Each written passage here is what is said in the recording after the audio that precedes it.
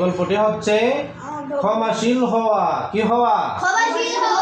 সবাই আমার সাথে বলবে, আমি যে গল্পটি বলবো সবাই আমার সাথে বলবে। প্রস্তুত আছো তো ইনশাআল্লাহ? কে কে প্রস্তুত আছো? ঠিক আছে, হাত নামাও। 1 নাম্বার গল্প হচ্ছে মূর্খদের ক্ষমা করাই উত্তম। যারা জানে না তাদেরকে কি বলে? মূর্খ। যারা জানে না তাদেরকে কি বলে? সুতরাং মূর্খরা যদি অন্যায় করে তাহলে কি করে দেওয়া? ক্ষমা করে দেওয়া, মাফ করে দেওয়া। দেখো কত সুন্দর একটি গল্প। একদিন এক লোক এসে খলিফা উমর রাদিয়াল্লাহু তাআলা আনহুকে গালি দিল। খলিফা প্রধানমন্ত্রীকে গালি দিয়েছে। কাকে গালি দিয়েছে? প্রধানমন্ত্রীর কি নাম? বলো। উমর। কি নাম? প্রধানমন্ত্রী কি নাম? তিনি ছিলেন আমাদের নবীজি সাল্লাল্লাহু আলাইহি ওয়াসাল্লামের সাহাবী, ইসলামের দ্বিতীয় খলিফা। আমার দিকে লক্ষ্য করো সবাই। ইসলামের দ্বিতীয় খলিফা হচ্ছেন হযরত উমর রাদিয়াল্লাহু তাআলা আনহু। তিনি ছিলেন আল্লাহর নবীজির সাহাবী। তিনি ছিলেন প্রধানমন্ত্রী। কি ছিলেন? প্রধানমন্ত্রী। একদিন এক লোক এসে খলিফা উমর রাদিয়াল্লাহু তাআলা আনহুকে গালি দিল। লোকটা বলল, এহে খাত্তাবের ছেলে। কি বলল? ওহে খাত্তাবের ছেলে। আমাদের উমর রাদিয়াল্লাহু তাআলা আনহুর আব্বা জানের কি নাম ছিল? খাত্তাব। কি নাম ছিল? খাত্তাব। এজন্য বলল, লোকটি এসে বলল, ওহে খাত্তাবের ছেলে, তুমি তো আমাদের মাঝে ন্যায্য বন্টন করো না।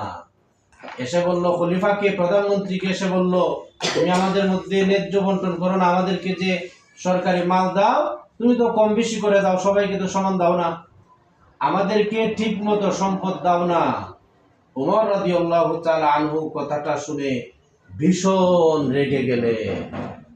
কেন রেগে গেলেন? কারণ উমর রাদিয়াল্লাহু তাআলা আনহু সবাইকে সমানভাবে বন্টন করে দেন। সেই লোকটি এসে কি করলো? মিথ্যা অপবাদ দিল। কি দিল? এই জন্য তিনি ভীষণ রেগে গেলেন। তার চেহারায় রাগ ফুটে উঠল, কারণ লোকটা বাজে কথা বলেছিল।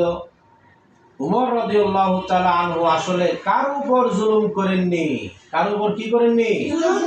জুলুম করেননি। সবাইকে সমান হারে বন্টন করে দিয়েছে। তাহলে আমরা কি শিখলাম? কোনো কিছু বন্টন করতে হলে, ফ্রি জিনিস যদি বন্টন করতে হয়, সরকারি মাল যদি বন্টন করতে হয়, তাহলে কিভাবে বন্টন করতে হয়? সমানভাবে বন্টন করতে হয়। কাউকে কম বেশি দেননি। তখন পাশে থাকা এক ব্যক্তি বলল, আমিরুল মুমিনিন, আল্লাহ তাআলা বলেছেন, খুযিল আফওয়া ওয়া'মুর বিল উরফি ওয়া আ'রিদ আনিল জাহিলিন। তখন পাশে থাকা একজন সাহাবী, তিনি হযরত আমিরুল মুমিনিন রাদিয়াল্লাহু তাআলা আনহুকে বললেন, উমর, আল্লাহ তাআলা কোরআনে বলেছেন ক্ষমাশীল হও। কি হও? ভালো কাজের আদেশ দাও আর মূর্খদের এড়িয়ে চলো, এড়িয়ে চলো। ভালো কাজের আদেশ দাও আর মূর্খদের এড়িয়ে চলো। কথাটা দাগ কাটলো উমরের মনে। সাথে সাথেই তিনি ক্ষমা করে দিলেন ওই লোককে। কারণ মূর্খদের এড়িয়ে চলাই ভালো। মূর্খদের এড়িয়ে চলা কি ভালো। তাহলে আজকে আমরা কি জানলাম? একটি গল্প জানলাম যে মূর্খরা যদি প্রশ্ন করে, তর্ক করে, অভিযোগ আনে, তাহলে কথা না বলে কি করা? ক্ষমা করে দেওয়া। কোনো প্রতিবাদ না করে কি করা? ক্ষমা করে দেওয়া। তাহলে এই গল্পটি কে বলতে পারবে আগামীকালকে?